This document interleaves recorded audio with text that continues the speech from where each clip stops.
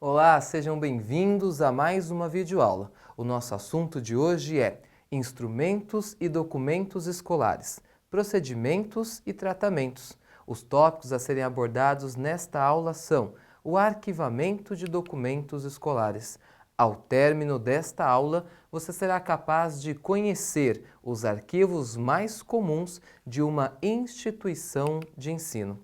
Ao longo das últimas aulas, nós conversamos um pouco sobre o tipo, o gênero e o ciclo de vida destes documentos que fazem parte da instituição escolar e dos arquivos e a importância da caracterização para a definição dos tempos para o arquivamento ou eliminação desses documentos. Agora, eu quero que nós possamos pensar um pouco mais sobre a aplicabilidade e a definição desses documentos na instituição escolar, no seu dia a dia, como secretário ou secretária escolar. Vamos observar a princípio quais são os documentos da instituição, os documentos ligados à vida legal da escola. O primeiro que nós vamos observar são os atos oficiais, que devem ser registrados em livros próprios, como, por exemplo, a certificação de um aluno em determinado curso.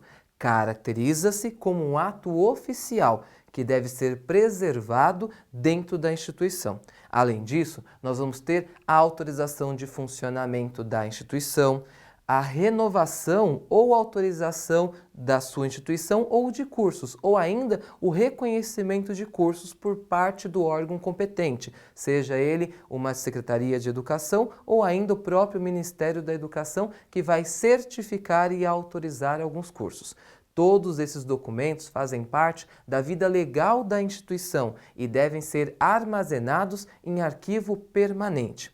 É importante que você se lembre sempre de que os documentos da instituição fazem parte do arquivo permanente e não poderão ser eliminados ou substituídos, ainda que em virtude de um novo documento. Vamos supor que o curso X teve um novo reconhecimento. Eu vou eliminar o documento antigo e trazer um documento novo? Não.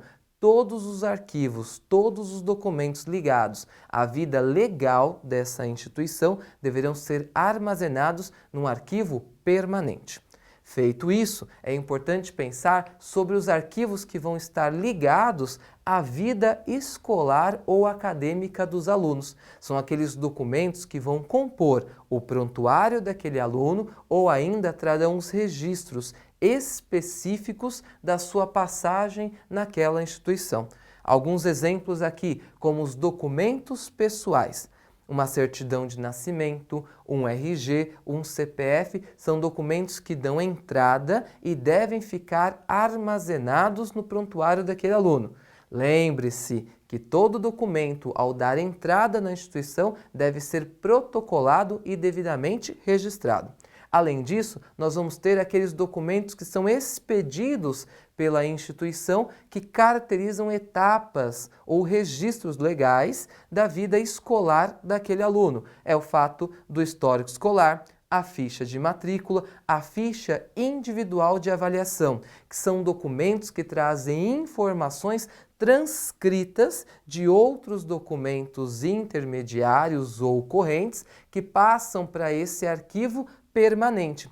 Vamos lembrar? O histórico escolar, ele traz os registros de frequência, que foram retirados da onde? Do diário de classe. O histórico escolar, ele traz os registros de avaliação, que foram retirados da onde? Da ficha individual de avaliação daquele aluno. O histórico escolar é um documento permanente. O diário de classe, a ficha de avaliação, é um documento intermediário que, após determinado período, será encaminhado para a eliminação, enquanto o histórico escolar será arquivado.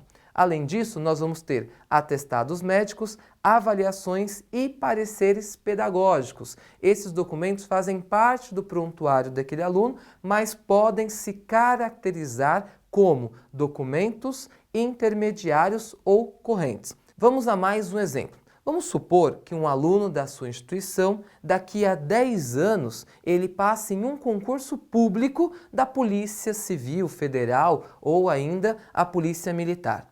Dentro dos editais, normalmente, realiza-se uma pesquisa de vida pregressa desse aluno, ou seja, eles vão até a sua instituição pesquisar as notas, registro de advertência, suspensão ou tudo aquilo que aconteceu com aquele aluno naquela instituição.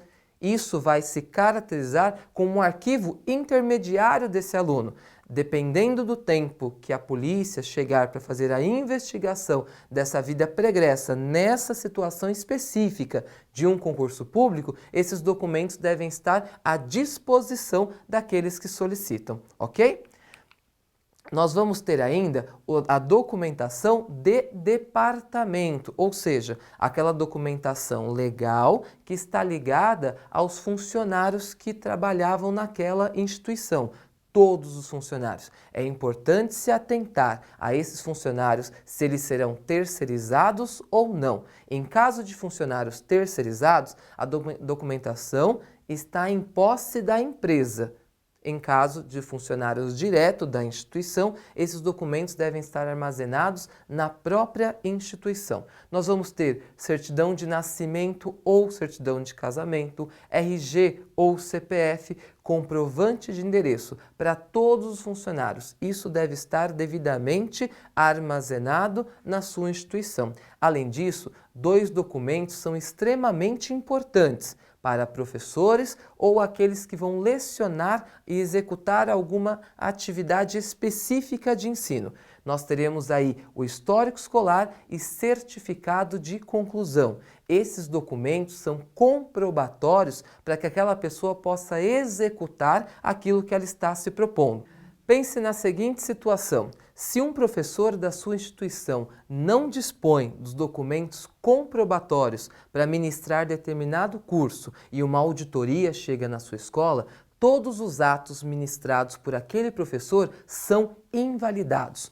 Ou seja, este professor e estes alunos deverão ter novamente todas as aulas ministradas por alguém devidamente capacitado e comprovado por documentos registrados e arquivados na sua instituição. Além disso, nós vamos ter também a importância dos atestados médicos admissional e demissional, que comprovam o ingresso e a saída daquele funcionário para fins trabalhistas na sua instituição. Lembre-se que todos os documentos ligados à vida escolar, à vida legal da instituição ou ainda dos funcionários caracterizam-se como documentos permanentes que devem ser arquivados permanentemente na sua instituição. Alguns arquivos e alguns documentos que são temporários e intermediários, esses sim serão encaminhados para a eliminação posteriormente, ok? É importante lembrar ainda que a sua instituição de ensino ela está vinculada, ligada a um órgão regulador que vai estabelecer as normativas específicas para o seu funcionamento. A princípio, nós vamos ter o Ministério da Educação, que cuida, normatiza e disciplina, através de atos legais, leis, decretos e normas, toda a organização do sistema educacional brasileiro. Posterior a isso, nós vamos ter as ações do Conselho Nacional de Educação, que vai se desmembrar no Conselho Estadual ou ainda no Conselho Municipal de Educação, que vai trazer normativas para o dia a dia da escola ou da instituição. Lembre-se que o Conselho Estadual, Municipal ou Nacional de Educação é um item normativo e consultivo, fazendo parte do poder executivo. Além disso, nós vamos ter ainda a nível estadual a Secretaria Estadual de Educação, que em parceria com os municípios vai gerenciar, administrar os atos das instituições escolares, colocando em prática toda a educação, tudo aquilo que a lei determina vai ser colocado em prática por essas secretarias estaduais ou municipais de educação. Alguns estados, dado a sua dimensão, eles podem dispor de extensões dessa Secretaria de Educação, como o caso das diretorias regionais de ensino ou ainda das delegacias de ensino, que vão cuidar em determinado território de fazer valer as orientações que são repassadas por esses órgãos superiores, sempre fiscalizando e acompanhando os resultados de cada uma das instituições. Esse será o trabalho feito pelos supervisores de ensino, que frequentemente vão estar na escola, te auxiliando e te orientando na função de secretário escolar. Eu trouxe aqui para vocês uma dica muito especial de um caso real que aconteceu na gestão documental e foi avaliado, que é o artigo A Gestão da Documentação Escolar. Ele vai mostrar os casos e a realidade enfrentada por um colégio, o Colégio Marcelino, apresentando toda a sua estruturação, todo o passo a passo que foi elaborado pelos pesquisadores para a gestão documental naquela situação. Um estudo prático que vai enriquecer o seu conhecimento. Assim, chegamos ao final de mais uma videoaula sobre instrumentos e documentos escolares, procedimentos e tratamentos. Espero que tenham gostado. Visite nossas redes sociais e até a próxima!